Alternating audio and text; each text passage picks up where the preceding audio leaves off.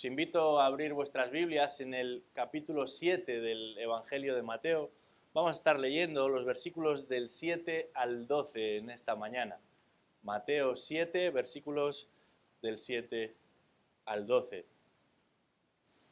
Dice así la palabra de Dios. Pedid y se os dará.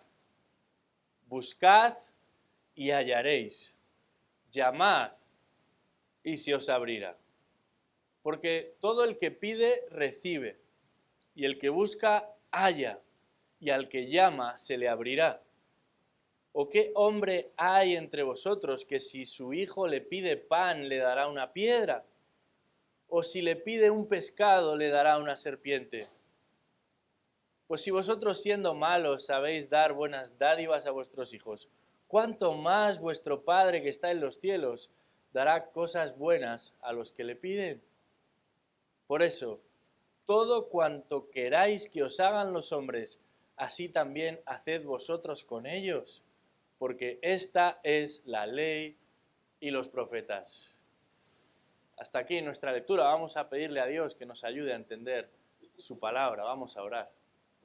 Señor, en esta mañana nos acercamos a ti, sabiendo que eres un Dios grande. Tu palabra es impactante y simplemente queremos hacer el mejor uso posible de ella. Y es por eso que rogamos que tu Espíritu Santo ilumine nuestro corazón, nos haga entender aquello que no entendemos y nos haga aplicar aquello que debemos obedecer. Pedimos tu ayuda y lo rogamos por medio del nombre de Jesucristo. Amén. El otro día pasaba por delante de una escuela de música y había un coro ensayando y estaban cantando villancicos navideños. Y pensé, ¿tan pronto? Pero luego me di cuenta de que ya estamos en octubre. Estamos en el mes de octubre y muchos establecimientos han comenzado a adornar sus espacios. Ya lucen todo aquello que representa la época tan esperada para muchos. Y no pocos niños están ya pensando en qué van a pedir en esa carta que cada año escriben. Los anuncios de juguetes y perfumes han comenzado. Y sabemos que hasta bien entrado el mes de enero, nada los detendrá. Pero lo que este texto que hemos leído nos presenta, no simplemente apunta a esa época del año en la que parece que todos somos libres de pedir aquello que anhelamos. No se trata de una carta en blanco a Papá Noel. No tiene que ver con una lista de deseos. Lo que tenemos delante no es otra cosa que un llamado a acercarnos a Dios y a aferrarnos a Dios. También a la hora de manejar nuestras relaciones con los demás. Algunos comentaristas no ven dónde está la conexión entre los versículos que hemos leído y la sección que los antecede, la que está delante. Pero creo que si nos detenemos por un momento en la escena que Jesús acaba de describir, podemos llegar a entender cuál es la conexión exacta entre las dos partes. Fíjate cómo termina el versículo 6. No deis lo santo a los perros, ni echéis vuestras perlas delante de los cerdos, no sea que las huellen con sus patas y volviéndose os despedacen. Lo que Jesús está diciendo a continuación es que lo que nosotros no podemos hacer, Dios puede y Dios desea hacerlo. Lo que para nosotros resulta imposible, Dios puede y Dios quiere hacerlo. En un momento determinado, nosotros no sabemos ni tan siquiera leer cuál es la realidad de nuestra vida. En un momento determinado dice el texto que no tenemos más remedio que salir y salir corriendo, salir de en medio de aquellos que no están dispuestos a escuchar, que ni entienden ni quieren entender el Evangelio. Pero Dios, dice Jesús, tiene el poder y la autoridad para cambiar las cosas. Y en este pasaje que hemos leído, el Maestro nos ofrece 3 principios transformadores. 3 principios que cambiarán radicalmente la manera en la que manejamos nuestras relaciones con los demás. Y al primero de estos principios podríamos llamarlo la diligencia. Versículo 7. La diligencia. Mira lo que dice ahí el Señor. Dice, pedid y se os dará. Buscad y hallaréis. Llamad y se os abrirá. Diligencia. En otra época una diligencia era una especie de tren, ¿verdad? Que cruzaba las vías por medio del oeste. No es lo que estamos diciendo aquí. Diligencia tiene que ver con el cuidado que ponemos a la hora de hacer algo. Con ese interés, con aquello que estamos dispuestos a hacer, en este caso, a la hora de manejar nuestras relaciones con los demás. Y en este pasaje encontramos 4 imperativos, 4 mandatos. Y 3 de esos mandatos están en el versículo 7. Jesús dice, pedid, buscad, llamad. Y es interesante porque estas acciones que Jesús nos exhorta a cultivar, a practicar, están en tiempo presente. Eso significa que no se trata de una orden puntual, como cuando alguien dice, cierra la puerta.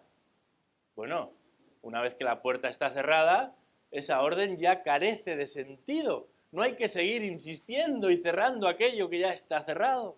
Pero Jesús está hablando aquí de algo que tiene que convertirse en un hábito. Ha de llegar a ser una práctica habitual, constante.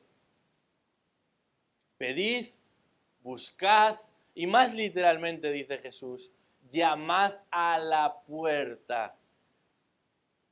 Esto es curioso, porque en algunos textos compuestos por los rabinos de la época de Jesús, se utilizaba esta expresión de llamar a la puerta como imagen de lo que significa orar de manera persistente. Y nos damos cuenta de que este orden que Jesús propone indica que de alguna manera la intensidad de esa oración va en aumento. Primero uno pide, pero se da cuenta de que quizás todavía no ha obtenido respuesta, así que comienza a buscar.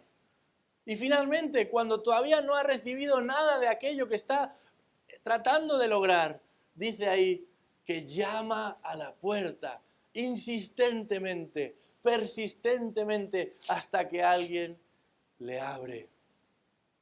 Sabemos lo pesado que puede llegar a ser un individuo que insistentemente llama a la puerta. Hoy día que se reparten tantos paquetes a domicilio, hay algunos repartidores que hasta que nadie sale por la puerta no detendrá de apretar el botón del timbre. Esta es la imagen que Jesús presenta aquí, la de la insistencia, la de la persistencia. Y esto nos habla del cuidado, del interés, de la diligencia con la que afrontamos esta cuestión. ¿Queremos ver conflictos resueltos entre nuestros hermanos y familiares? Que ese es el tema desde el versículo 1 del capítulo 7 que Jesús nos plantea. ¿Queremos resultar de ayuda ante personas que sufren, que están estancadas, que están confundidas? No como un acto de hipocresía o de justicia propia diciendo, aquí estoy yo, que soy mejor que ellos. No, sino como una expresión de amor sincero por el que está cerca. Queremos, aún en lo que a nosotros se refiere, estar seguros de que no hay ninguna mota, ni rama, ni viga en nuestro ojo que nos impide ver la realidad de la manera que deberíamos verla. Yendo un poquito más allá y volviendo al versículo 6, queremos ver almas salvadas que aunque hoy no entienden, que aunque hoy desprecian el Evangelio, están en necesidad de Cristo. Dios nos llama a ello. Pero, ¿sabes qué? Humanamente nada de esto es posible. Y sin embargo, con estas palabras, Jesús abre una puerta preciosa a un mundo desconocido para ti y para mí. Pone a disposición de cada uno de sus hijos la mano poderosa del Dios viviente. Y es por eso que Jesús le dice a sus discípulos: pidámosle a Dios, roguémosle a Él, inclinemos nuestra cabeza y nuestro corazón ante su santo trono e insistamos como si nuestra vida dependiera de ello. Porque Él puede hacerlo, nosotros no. Pero Él sabe hacerlo, nosotros no. Él ama hacerlo. ¿Y nosotros? Y es que la Biblia nos enseña que ninguna otra fórmula lo logrará, ningún otro camino lo conseguirá, ninguna otra estrategia funcionará. Entonces yo me pregunto, ¿realmente confiamos en Dios? ¿Realmente anhelamos ver la bendición del Dios de los cielos obrando, curando, sanando y salvando almas? Hace ya unas cuantas décadas, John Stott escribió con respecto a este versículo lo siguiente, dice: la pregunta no es si Él está dispuesto a dar, sino si nosotros estamos dispuestos a recibir. Quizás nuestra desidia, quizás nuestro conformismo y comodidad, quizás nuestra falta de fe o nuestro desconocimiento de quién es Dios sea el mayor obstáculo para que veamos lo que Él está dispuesto a hacer. Todos hemos escuchado de estos grandes artistas que viajan por todo el mundo en esas giras de semanas e incluso meses y llegan a una ciudad y son tan famosos que la gente sale a la calle para conseguir la entrada y saben que van a tener que esperar, pero están dispuestos a hacerlo y van preparados, llevan mochilas y víveres y hasta tiendas de campaña, como si de camping o de excursión se tratase lo que van a hacer. Pero esperan y esperan hasta que consiguen su entrada. Bueno, quizás esto era algo que sucedía antes, ¿verdad? Hoy en día casi todas estas entradas se venden por internet. Pero hace poco escuchaba de un grupo que va a venir a España. El total de entradas disponibles era de 200.000. 4 conciertos en 4 noches seguidas. Solamente tardaron 24 horas en agotarse las 200.000 entradas. Pero eso no significa que no haya que esperar. Lo interesante es que la noticia explicaba o hablaba acerca de lo que ahora se llama cola virtual. Porque para hacerse con la entrada, las personas debían igual esperar en fila a través de su ordenador. Y no podrían comprar la entrada hasta que llegase el turno. Así que hay personas que estuvieron 24 horas frente a sus pantallas, sin dormir, sin descansar, sabiendo que solamente tendrían una oportunidad y si no la aprovechaban, el turno pasaría a otro. Yo te pregunto en esta mañana, ¿cuánto tiempo has rogado? ¿Por cuánto tiempo has estado pidiendo? ¿Cuánto has llegado a insistir? ¿Durante cuánto tiempo has estado dispuesto a esperar hasta que Dios respondiera a tu pedido? No por un show ni una entrada, sino para que Dios conteste tu oración. Sin duda, estoy convencido de que en esta primera sección, en este versículo 7, lo que Jesús está poniendo delante de nosotros es nuestro deseo o nuestra falta de deseo de ser testigos del poder de Dios. Y es por eso que somos llamados a ser diligentes, no simplemente en nuestras fuerzas, sino en las de Dios, como aquel Jacob que se agarró al enviado del Señor y llegó a proponerse en su corazón que no lo soltaría hasta que éste le bendijese. ¿Estamos siendo así de diligentes delante de un Dios que ha prometido responder a nuestras peticiones? Este es el primer principio para manejar a la luz del Evangelio nuestras relaciones con los demás. Pero esto nos lleva al segundo principio que Jesús nos ofrece aquí en cuanto a cómo manejamos esas relaciones. Y podríamos llamarlo la dependencia. Versículos del 8 al 11. La dependencia. Vamos a leer de nuevo esos versículos. Dice ahí, versículo 8. Porque todo el que pide, recibe. Y el que busca, halla. Y al que llama, se le abrirá. ¿O qué hombre hay entre vosotros que si su hijo le pide pan, le dará una piedra? ¿O si le pide un pescado, le dará una serpiente? Pues si vosotros siendo malos sabéis dar buenas dádivas a vuestros hijos, ¿cuánto más vuestro Padre que está en los cielos dará cosas buenas a los que le piden? Es muy interesante notar que a la acción del que se acerca a Dios en oración, Jesús va a acompañar una respuesta específica de parte de Dios. El énfasis de los verbos es claro. Él, Dios, es el único que puede responder a la súplica. Él, Dios, es el único que puede abrir la puerta.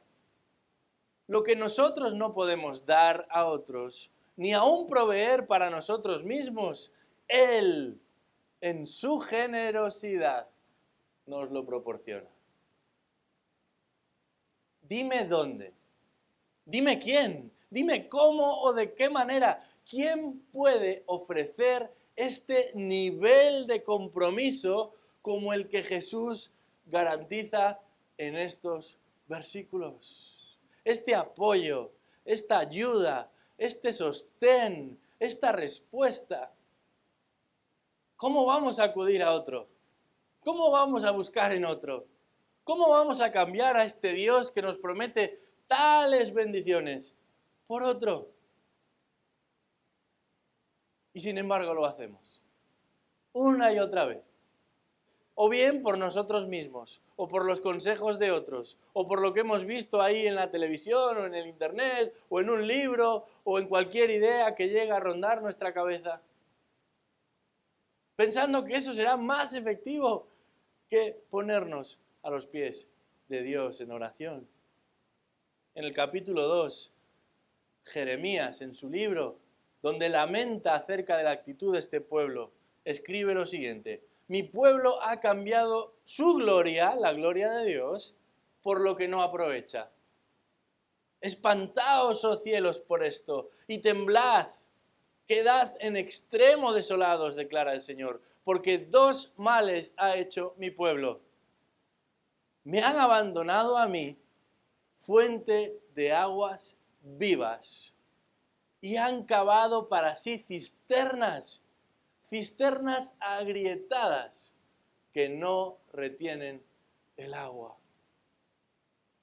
Pero lo triste de esta escena es que parece que es solamente Dios el que se ha dado cuenta. Dos males ha hecho mi pueblo y Dios mismo dice: espántense los cielos. Cualquiera que conozca la dimensión, la grandeza, la majestuosidad de Dios, no puede entender esto. ¿Cómo es que hemos abandonado al Todopoderoso para ser nosotros mismos los que tratamos de resolver nuestros problemas cuando aún somos incapaces de discernir cuáles son?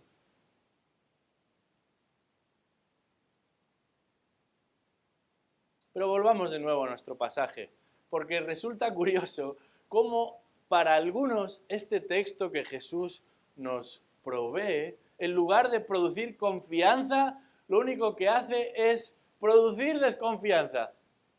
Jesús dice, todo el que pide recibe, y el que busca halla, y al que llama se le abrirá. Pero algunos leen estos versículos y se desaniman. Justo lo contrario a lo que Jesús pretende aquí. Y es que se generan ciertas expectativas que no se cumplen, ¿verdad? Yo pedí esto o lo otro y lo hice con insistencia, pero Dios no me contestó. No obró de la manera en que yo deseaba que lo hiciera. Así que nos frustramos, nos desanimamos. Decimos, ese Dios del que tanto hablan algunos no puede ser tan bueno, porque yo le pido y no me responde. Entonces, ¿podemos o no podemos tomar esto como una declaración veraz, confiable para nosotros? Algunos todavía recuerdan de lo que hablamos el domingo pasado. Digo algunos, porque la mayoría probablemente con lo apretada que ha sido la semana han ido perdiendo poco a poco la referencia. Pero hablábamos de un principio de la hermenéutica en la exposición y decíamos que para interpretar la Biblia necesitamos tener en cuenta qué dice el autor a su audiencia original. Y hoy tenemos que poner en relieve otro principio de interpretación bíblica esencial para entender el texto, y es el valor del contexto. Dicho de otra manera, ¿en qué momento de su predicación Jesús introduce estas palabras? ¿Cuál es el tema del que está hablando? ¿Y qué aporta lo que Jesús dice ahora a lo que él ha venido diciendo ya por un buen rato? Algunos no han prestado atención al contexto y han llegado a desarrollar una pseudo-teología de la oración, una enseñanza falsa acerca de la oración, tomando como base estos versículos. Hablan de declarar y de reclamar, de atar y de desatar, como si Dios fuera un perrito faldero enganchado a un cordel que mueven de un lado y al otro lado a su antojo. Y claro, la mayoría de los que escuchan estas cosas después se frustran porque se les ha prometido una clase de relación con Dios perrito faldero que luego nunca tiene lugar, porque no pueden desplazar al Dios de la Biblia como estos desplazan al perrito con su cordel. Esto que acabamos de leer no pretende ser un principio universal por el cual, como si fuera una fórmula mágica, alguien pide o reclama algo a Dios y automáticamente Él está obligado a convertir nuestros deseos en órdenes para Él. La oración no funciona así. Y esta oración tampoco funciona así. Y gracias a Dios por ello. Porque de otra manera viviríamos como tiranos, tratando de usar a Dios para todos y cada uno de nuestros fines. Y lo que está de fondo sería un planteamiento como este. Él deja de ser el soberano del universo y se convierte en un mago, en un druida, en un brujo a nuestro servicio, que va a actuar solo de la manera y en el momento en el que nosotros lo deseemos. Solo participa cuando se lo pedimos y en el resto del tiempo está ausente. Y solo produce lo que nosotros permitimos y en el resto del tiempo no tiene nada que decir. ¿Te imaginas qué clase de Dios es este? Tristemente es el tipo de Dios que a muchos les gustaría. Pero este no es el Dios de la Biblia. Dios no es un caballo salvaje que pueda ser domesticado, ni un mercenario que se vende al mejor postor. Él es el dueño y señor de todo lo que existe. Su majestad es perfecta y además es justa. Su voluntad es gloriosa. Su sabiduría es absoluta. Su poder es inmenso. Su misericordia inagotable. Y es por eso que estos versículos resultan de tanto ánimo, de tanto consuelo, de tanto estímulo para ti y para mí, si los entendemos bien.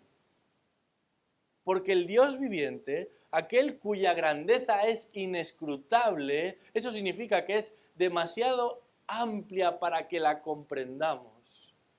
Aquel cuya belleza es indescriptible, eso significa que es demasiado preciosa para que la contemplemos, se compromete a ser nuestro auxilio y nuestra fortaleza, nuestro escudo y nuestro guardador, nuestro faro y nuestro estandarte, nuestro ayudador, particularmente ante aquello que nosotros no podemos hacer, como es vivir según el estándar que este Sermón del Monte nos plantea. El cristianismo es mucho más que hacer ciertas cosas y dejar de hacer otras. No se limita a guardar una lista de normas. Se trata de seguir a Cristo como Él vivió, caminar como Él caminó, responder como Él respondió. Aún en este asunto de las relaciones con los demás. Relaciones que inevitablemente van a suponer conflictos, disparidad de opiniones, de conducta y ante las que tendremos que intervenir. Pero ¿quién es suficiente en sí mismo y por sí mismo para saber exactamente cuándo ha de intervenir y cómo ha de hacerlo? ¿Quién está preparado para actuar en la vida de otros porque él está libre de pecado? ¿Quién puede hacer que los cerdos y los perros dejen de serlo y reciban con entusiasmo el Evangelio?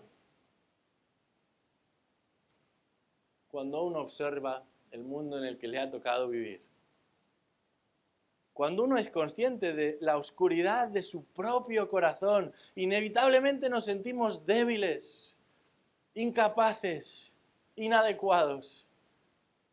Pero aquí es donde la promesa de Jesús cobra un valor superlativo.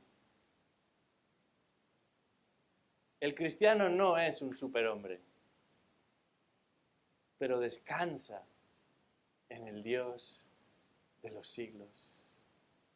Nuestro poder viene de Él. Nuestras capacidades son pocas, nuestros recursos limitados, pero el Todopoderoso nos preside y va delante de nosotros. ¿No es esto un ánimo para cualquiera que entiende lo que el texto está diciendo aquí? Lee la Biblia, lee los Salmos y encontrarás algunas de las mejores descripciones de quién es Dios. Lee el Antiguo Testamento, también el Nuevo, y verás con cuánta paciencia y con cuánto cuidado y amor preservó a los suyos, aun en medio de situaciones inverosímiles, imposibles de resolver humanamente hablando. Necesitamos crecer en nuestro conocimiento de Dios. Porque cuando lo conocemos tal y como Él es, tal y como la Escritura nos lo presenta, entonces, sin dudarlo, nos refugiaremos en Él. Entonces, sin pensarlo dos veces, esperaremos y descansaremos en Él. No nos conformaremos con resolver los asuntos por nosotros mismos, ni siquiera con la ayuda de otros que son iguales que nosotros. Por muy querida que sea la persona o la experiencia que hayamos podido experimentar, por muy reconfortante que sea esta posesión o aquella aspiración, no hay comparación. Le queremos a Él, le buscamos a Él, le adoramos a Él. Porque si Dios está por nosotros, ¿quién contra nosotros? Dice la Escritura, el que no eximió ni a su propio Hijo, sino que lo entregó por todos nosotros, ¿cómo no nos concederá también todas las cosas? Jesús lo va a explicar muy bien en este versículo 9, utilizando una ilustración sencilla, muy sencilla. Dice ahí, ¿o qué hombre hay entre vosotros que si su hijo le pide pan le dará una piedra? ¿O si le pide un pescado le dará una serpiente.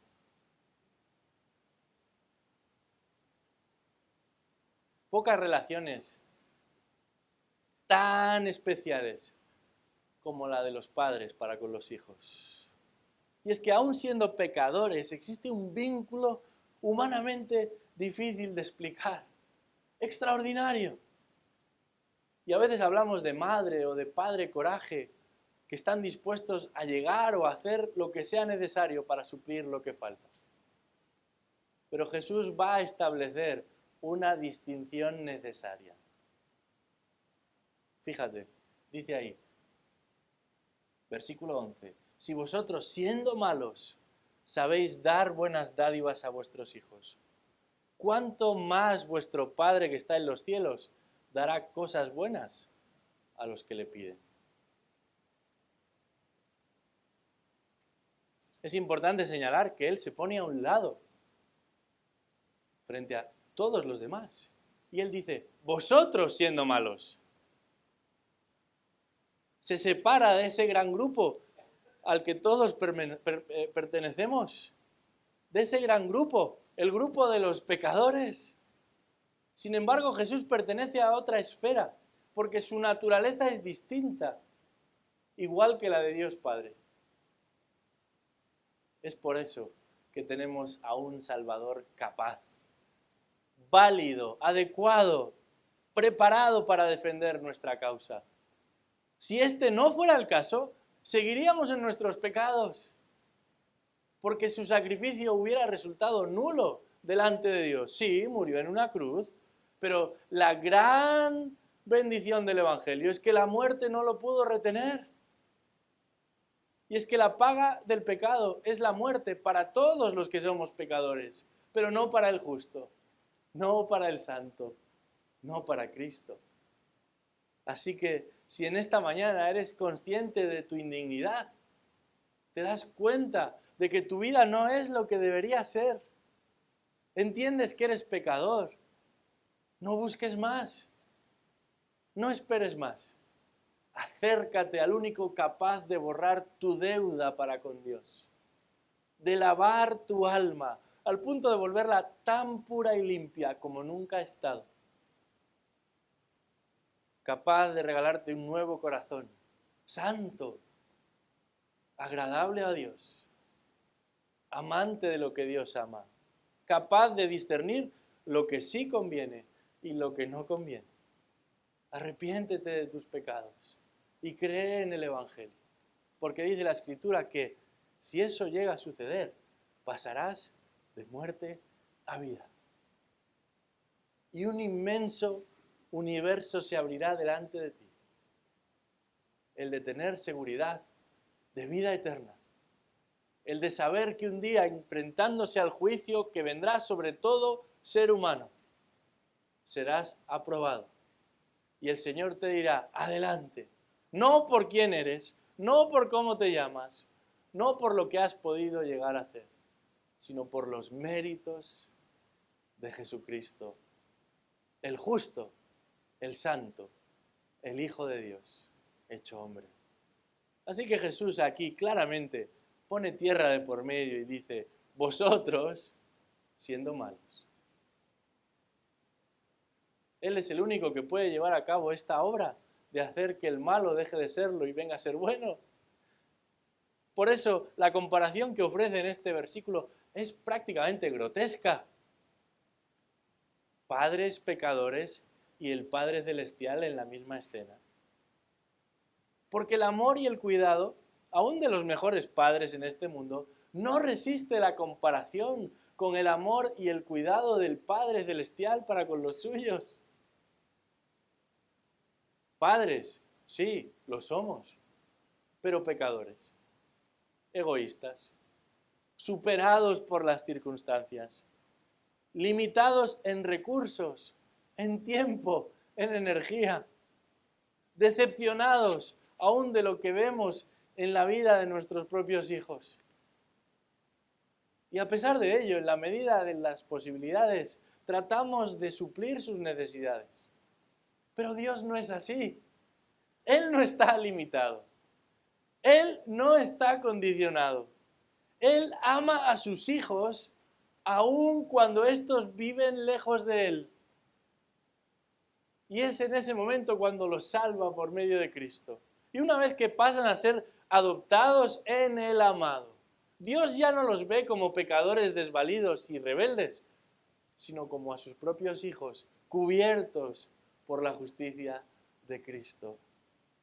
Y es por eso que Él, a pesar de nuestras tachas y errores, se ha propuesto preservarnos hasta el día final, si verdaderamente somos de Él.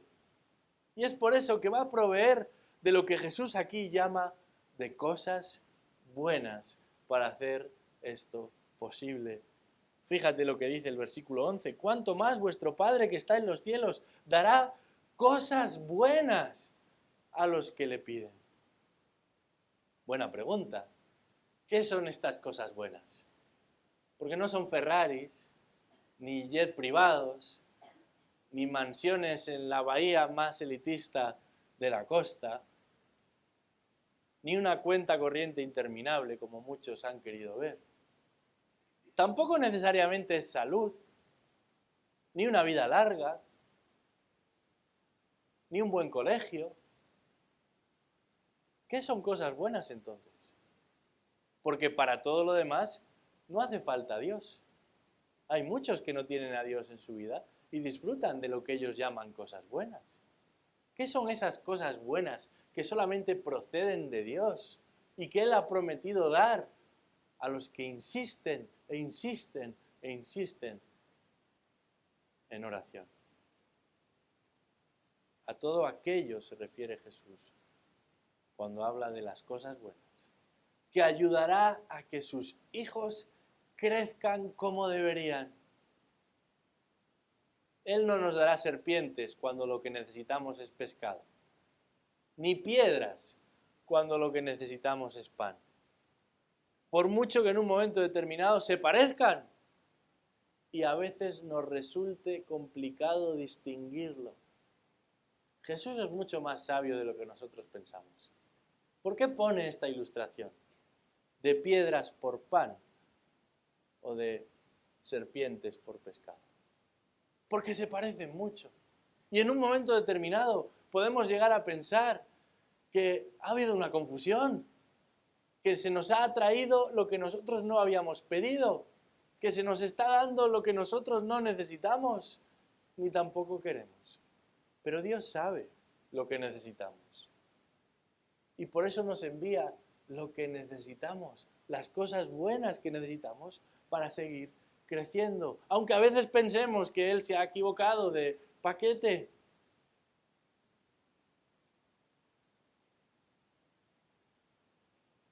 Eso significa que aun aquello que aparentemente no entendemos, aun aquello que humanamente no parece lo más apetecible, es lo que Dios considera mejor para nosotros. Y como está escrito, a los que aman a Dios, todo ayuda bien. Y el himno añade, este es mi consuelo, este es mi sostén. Qué tremendo es nuestro Dios. A veces, como ese doctor al que los niños temen tanto, acudimos a Él y nos da esa medicina que en el momento no nos agrada recibir, pero fíjate qué bien nos sienta y cuánto la necesitamos. Cosas buenas nos da nuestro Dios cuando nos acercamos a Él. Y resulta emocionante, muy emocionante, escuchar los testimonios de oraciones persistentes que quizás han sido contestadas muchos años después. Algunas aún décadas más tarde de lo que la persona había podido ver porque ya ha fallecido. Pero Dios es fiel, Él es bondadoso. Y podemos decir junto a tantos otros a lo largo de la historia de la redención, su mano nunca nos faltó. Este es nuestro Dios. Y es por eso que, ¿cómo vamos a depender de nadie más, sino de Él? Y esto nos lleva al tercer principio que este texto nos plantea, y podríamos llamarlo la determinación. Versículo 12. Determinación. Dice ahí, por eso, todo cuanto queráis que os hagan los hombres, así también haced vosotros con ellos, porque esta es la ley y los profetas.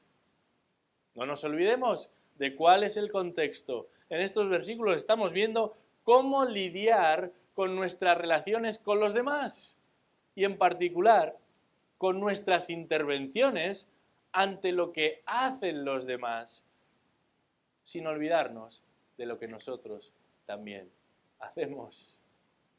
Y es por eso que esta última instrucción es tan pertinente, tan inteligente, tan diferencial, al punto que la ley y los profetas, dice Jesús, se resumen en este punto. Toda la ley y todos los profetas, es decir, gran parte del Antiguo Testamento, casi todo, que había sido dado con la intención de ayudar a los israelitas a manejar su vida en sociedad, a la luz de aquel a quien sirven, dice Jesús, de alguna manera se sintetiza en el versículo 12.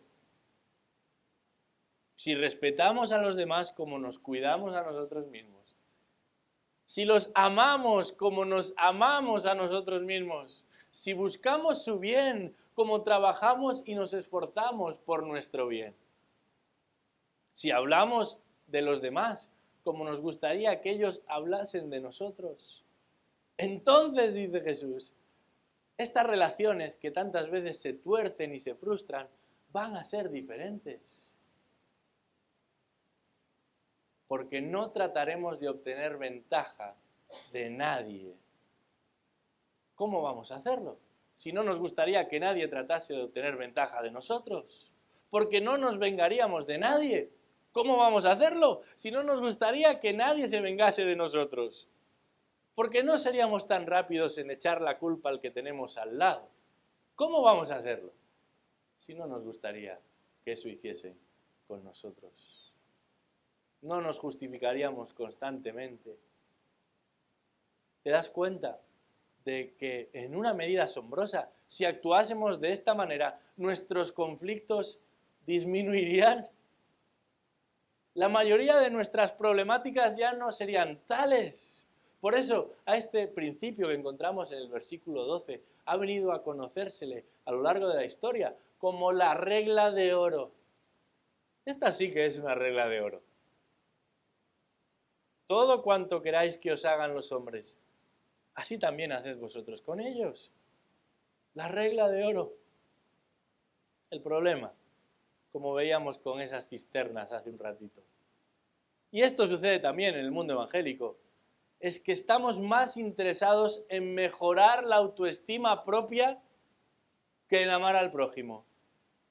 Preferimos la autoayuda que el auxilio del que tenemos a un lado. Nos creemos eso de que debería amarme más en lugar de eso, de que deberíamos morir a nosotros mismos cada día. Nuestro problema es que vivimos para nuestra gloria y hemos aprendido poco de aquel que se humilló hasta la muerte y la muerte de cruz, de quien siendo rico por nosotros se hizo pobre, para que nosotros fuéramos enriquecidos. Triunfan las terapias y los cursos, aún entre cristianos, de autoayuda, de autoservicio, de autodefensa, de autosupervivencia, de autosostenibilidad, porque vivimos centrados en el yo, preocupados en el yo. Y el tú o el ellos casi no tiene lugar, a menos que yo pueda obtener algo del tú o del ellos. Pero esto, lejos de ser el camino hacia una sociedad más fuerte o hacia una iglesia más sana, nos dirige inevitablemente al ensimismamiento y al egoísmo. Ahí no hay regla de oro. Es la regla al mejor postor. En el siglo XVII, un hombre, William Gurnall, escribió un libro tremendo, el mejor probablemente acerca de la llamada armadura del cristiano en Efesios 6. Y en una de esas secciones dice lo siguiente con respecto al orgullo. El orgullo distorsiona nuestro gusto de modo que no podamos saborear nada que provenga del plato del otro.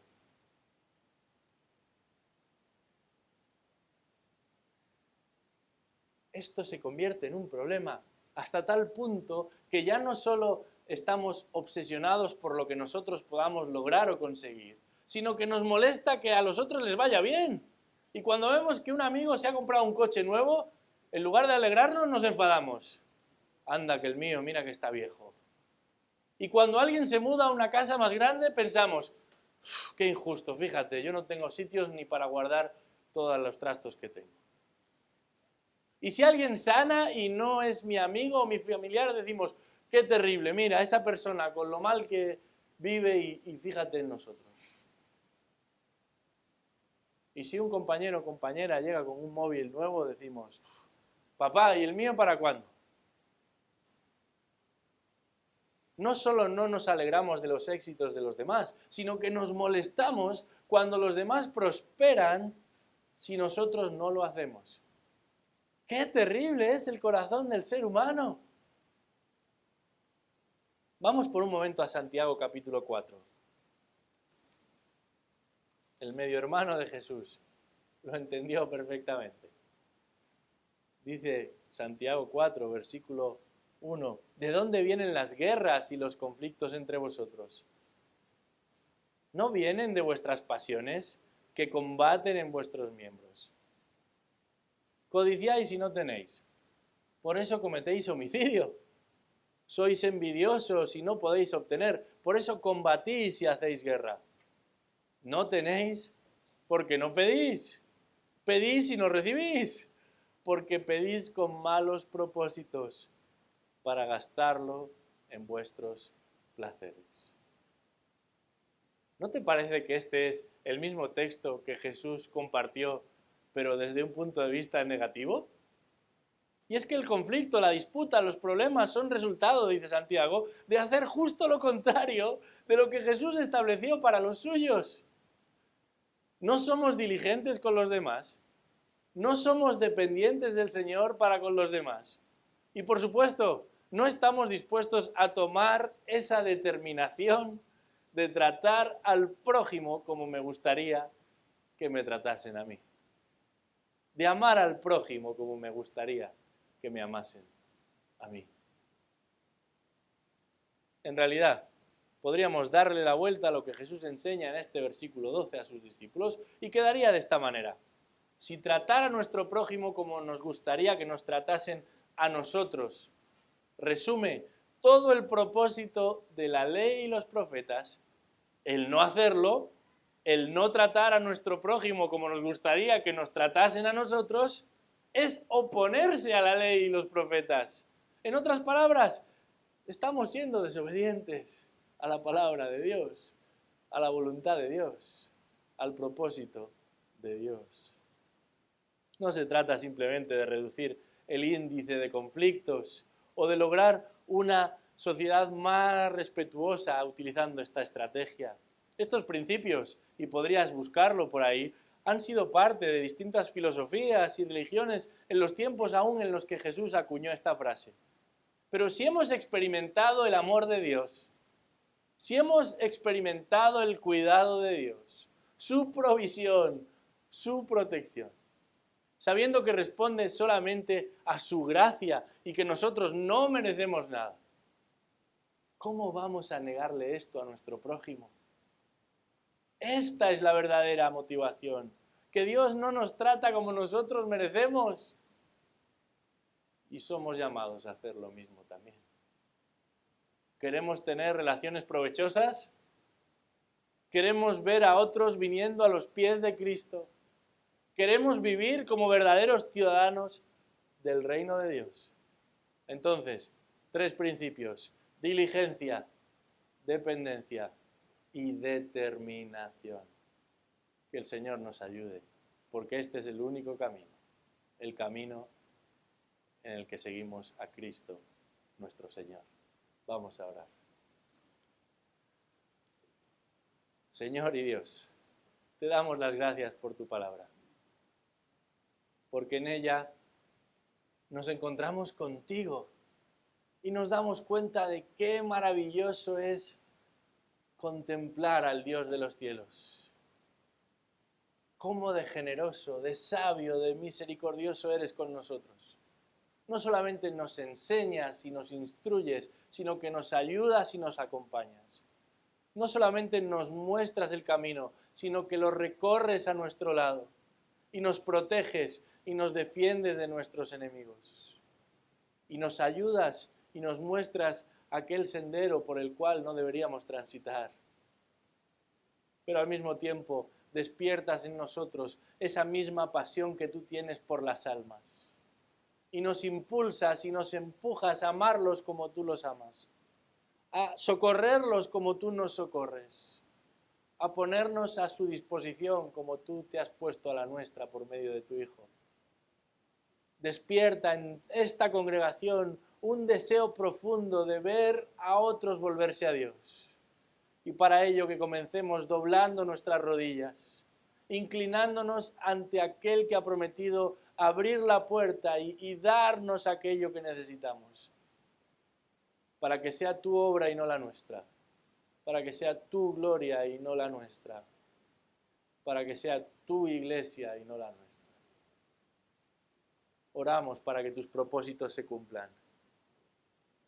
Y todo el honor y la reverencia y la alabanza y el reconocimiento sea para ti.